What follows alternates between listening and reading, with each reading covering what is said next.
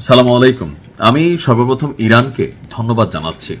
আমি একটা ভিডিও করেছিলাম, আপনারা অনেক শেয়ার করেছেন, প্রায় 60,000 মানুষ এটা শেয়ারই করেছেন। আমাদের কাছে একটা জিনিস চাইছিল, আমরা যেন তাদেরকে সাপোর্ট করি অনলাইন অফলাইন রাষ্ট্রীয়ভাবে। তো আজকে এই যে বাংলাদেশের মানুষ আমরা প্রাণ ভরে বা মন থেকে ইরানের জন্য দোয়া করছি, ভিডিও বানাচ্ছি, শেয়ার করছি, সবকিছু মিলিয়ে এটার একটা ইফেক্ট তো পড়ছে।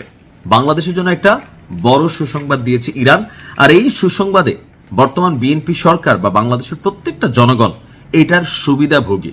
আপনারা জানেন যে এই যুদ্ধের মধ্যে ইরানের হাতে একটা নাভি আছে। এই নাভিটা কি তেলের সিস্টেমকে কন্ট্রোল করে, আর এই কন্ট্রোলিং সিস্টেমটার নাম হচ্ছে হরমুজ প্রণালী। বলা হয়ে থাকে সারা বিশ্বে যে শিপিং অয়েলিং ইস্যুটা আছে, জাহাজের মাধ্যমে তেল সরবরাহ করা, এলএনজি সিএনজি যা আছে, কথার কথা এর ভিতরে 70 থেকে 80 ভাগ জাহাজ ইরানের এই হরমুজ প্রণালীকে ব্যবহার করে আসতে হয়, যেখানে বাংলাদেশে যে জাহাজগুলো আছে, ট্যাঙ্কারগুলো আছে, এগুলো আপনার এখান দিয়ে চলাফেরা করে। তো এর মাঝখানে ইরান কিন্তু খুব শক্ত অবস্থানে নিছে যারা শত্রু রাষ্ট্র আছে তাদের ব্যাপারে।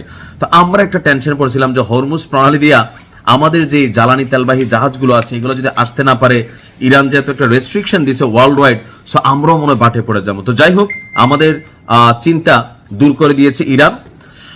মধ্যপ্রাচ্যে চলমান সংঘাতের মধ্যে জ্বালানি সরবরাহ স্থিতিশীল রাখতে বিভিন্ন কৌশলগত পদক্ষেপ যখন সরকার নিচ্ছে, এর মধ্যে আপনার সরকারের অনুরোধে, অর্থাৎ বিএনপি সরকারের থেকে অনুরোধ করা হয়েছিল, তো সেই অনুরোধে ইরান আশ্বস্ত করেছে যে বাংলাদেশের জন্য তেলবাহী জাহাজগুলোকে হরমুজ প্রণালীতে বাধা দেওয়া হবে না।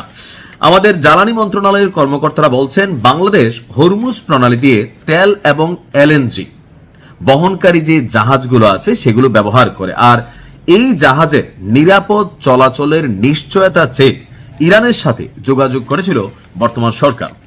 মধ্যপ্রাচ্যের সংঘাত বিশ্বে অন্যতম গুরুত্বপূর্ণ জ্বালানি পরিবহন নৌক যে করিডর অর্থাৎ হরমুজ প্রণালী, এটাকে বড় বিপদে ফেলেছিল বা ঝুঁকির মুখে ফেলেছিল।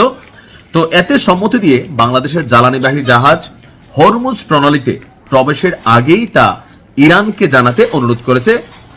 মানে ইরানের এই হরমুজ প্রণালীতে যাওয়ার আগেই বাংলাদেশকে বলছে আপনাদের জাহাজটা যখন আসবে তখন আপনারা কি করবেন, আমাদের জাস্ট একটা মেসেজ দিবেন যে হ্যালো ভাই আমরা আসতেছি।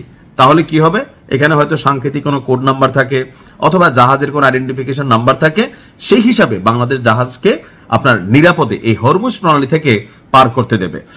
আপনার আজকে আমাদের বিদ্যুৎ জ্বালানি মন্ত্রী ইকবাল হোসেন তিনি আপনার ঢাকায় নিযুক্ত ইরানি রাষ্ট্রদূত জলিল রাহিনীর সাথে একটা বৈঠক করেছেন, আর এই বৈঠকের পর আপনার এই তথ্য সামনে আসলো যে এই মুহূর্তে হরমুজ প্রণালীতে বাংলাদেশ যে ঝামেলাগুলো পড়ার আশঙ্কা করছিল, জাহাজ আটক হইতে পারত, আমাদের তেল সেখানে আটক হইতে পারত, তো এগুলা দিয়া সামনে এই দেশ জুড়ে জ্বালানির ঘাটতি আছে, এলএনজির ঘাটতি আছে, তো একটা বড় ধাক্কা খাইতো। তো যাই হোক, ইরান মিত্র দেশ, আর আমরা আশা করি আমরাও ইরানের জন্য সাপোর্ট করব। ভালো থাকুন, আসসালামু আলাইকুম।